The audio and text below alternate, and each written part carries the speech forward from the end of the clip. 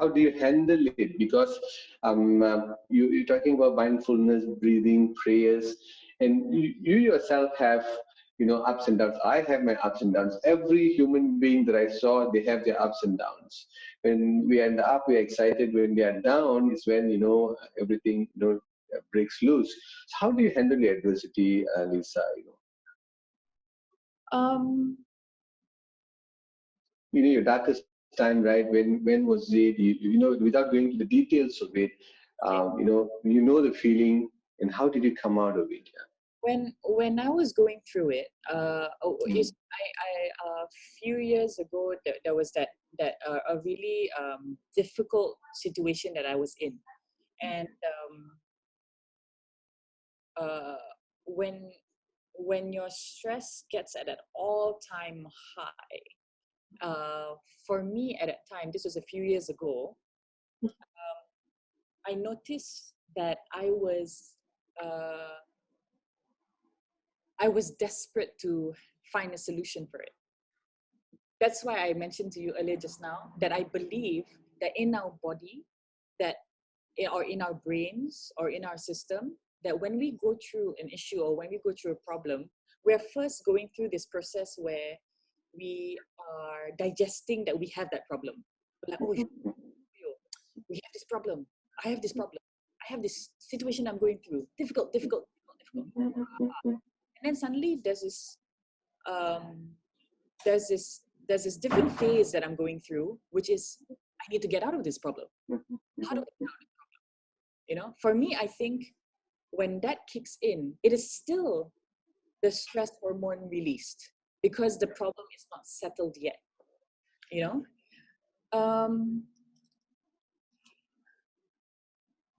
To be honest with you, I wish I could tell you that it is a mind over matter.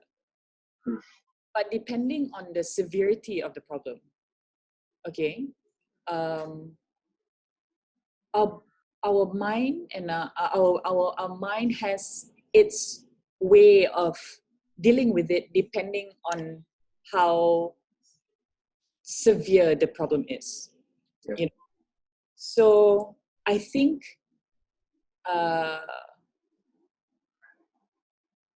like if a particular difficult situation is not that difficult, I think we would be able to combat it better and faster.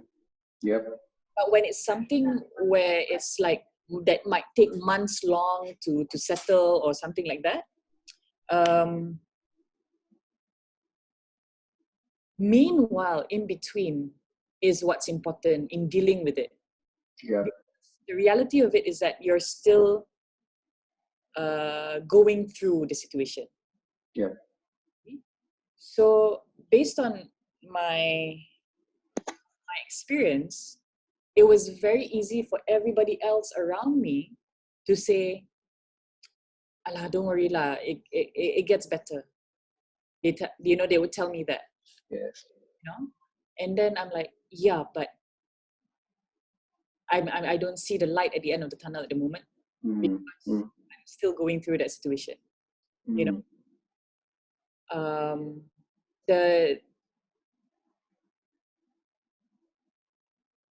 I think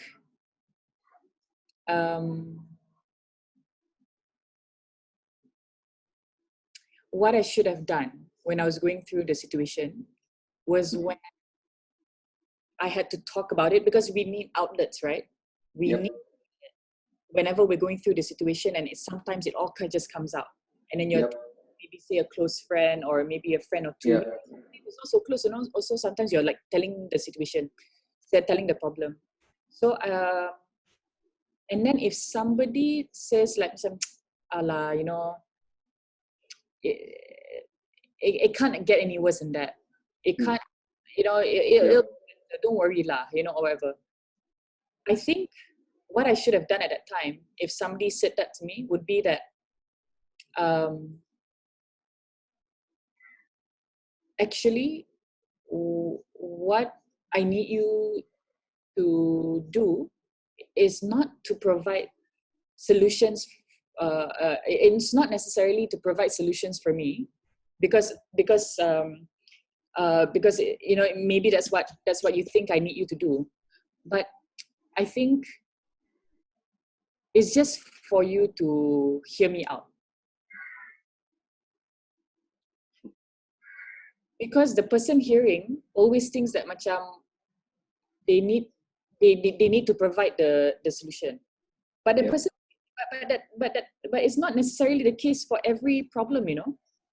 Some problems, yes, like you can have a friend who goes like, hey, you know what, I went through something similar, I've got like I can share with you that this is how it helped me, maybe it can help you. Not every scenario works like that. Yep. There are scenarios where like they are like, oh, okay, oh, sorry lah, but it can't get any worse lah. Then they start what's the word? Dismissing. Yeah.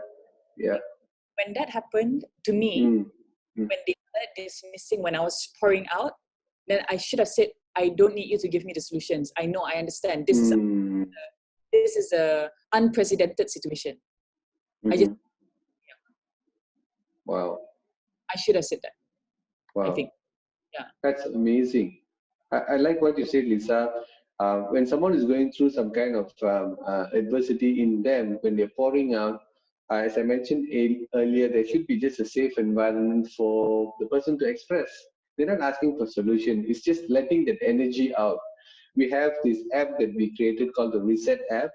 You can't comment in it. I've seen many users who are having difficulties when they start typing it, from a frowning face, it'll turn into a smiling face, because they're channeling the energy when they're typing into the next device that it goes to, and then they're letting go, and no one can comment on it. It just goes, and people can just support and all that.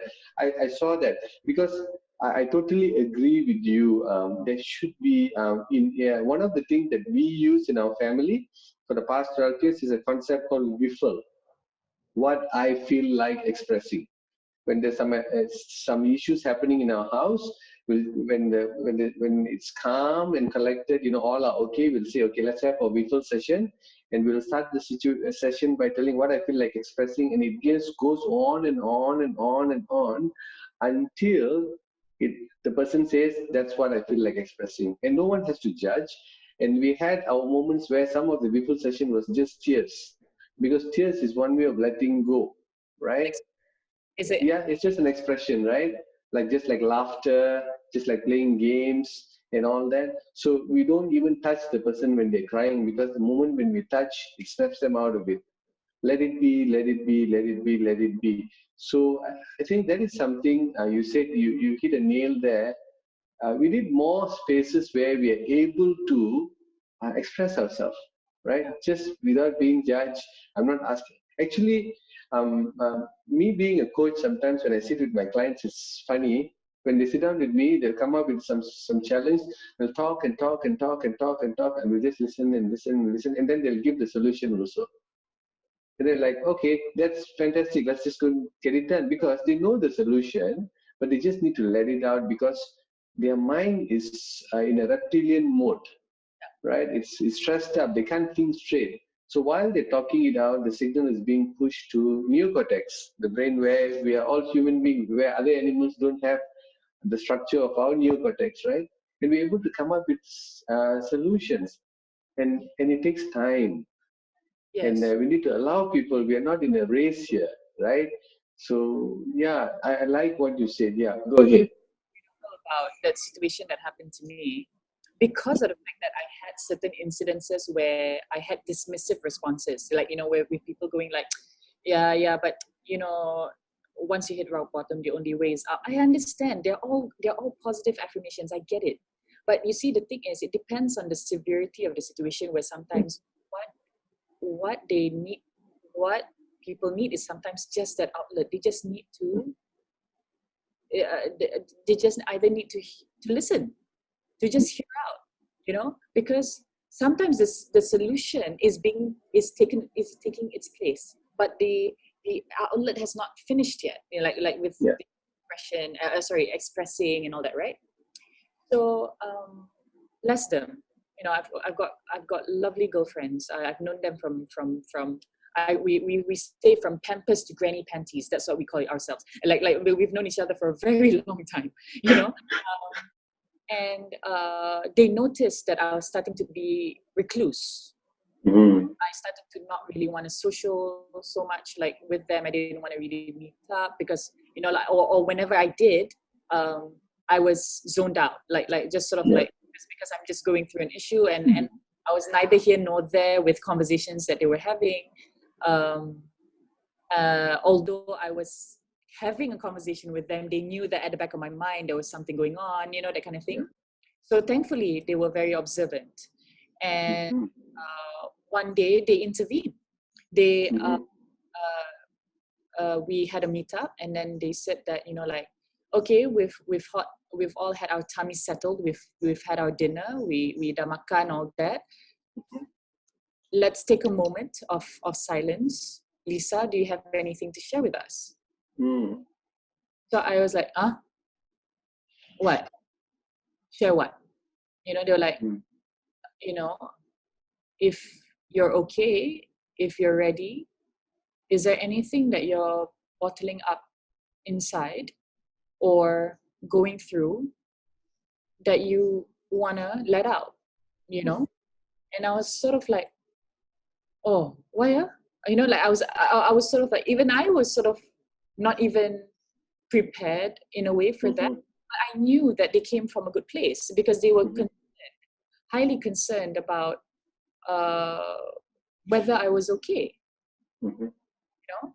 And then I said, it's okay, guys. Because I had so many dismissive response before, I said, I don't want to bombard you, you know, with this situation or whatever. They said, hey, girl, they said, we may not be able to provide solutions for you.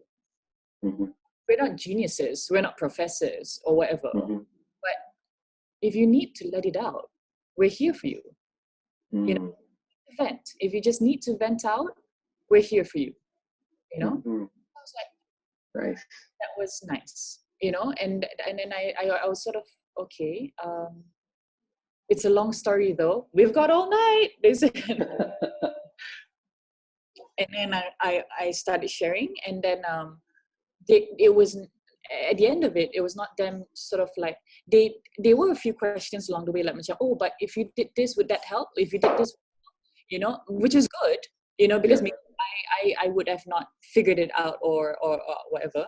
But, you know, at the end of it, they were like, gosh, wow, I'm so sorry that you're going through this. This is awful. This is bad. This is difficult. And I think, you know, like, when we acknowledge the problem that we're going through, which is something that we have to anyway, you know, like whenever people go through adversity, it's acknowledging that you're going through that. And then naturally our body will activate and say, hey, what do I do to get out of this adversity? There's that will kick in. It's either you figure it out or you don't, you know. Some may help you in providing solutions, some may not. That's why they go down a downward spiral when they're unable to figure out a solution. But you see, naturally the body would do that. I think the mind would do that in trying to figure out what the solution is.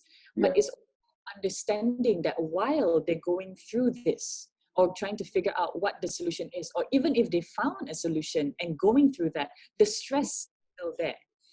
I think based on my past experience of that very difficult predicament that I went through, I think it is really important because there's not one type of solution, right? I think it's important to have your outlets. That's one. But I think on our own, we have to practice certain things like your deep breathing. We have to practice spirituality as well, where we a little bit more centered and grounded, and putting faith about how certain things are not in our control. You know, sort of like believing that this can be solved. This will come to an end. This problem will come to an end. Number 3, you need blood circulation. Mm-hmm. blood circulation. So that means, like little exercises are important. Beat whatever works for you, like even if it's like, Yeah. high intensity, low intensity, whatever. All that is actually good to help your endorphins to activate a lot more. Yes. Wow. That's amazing. Spirituality, breathing, support group, and exercise. It's awesome. Those who are listening to this, they'll definitely take, this is a buffet spread, right? They can take anything. Now, when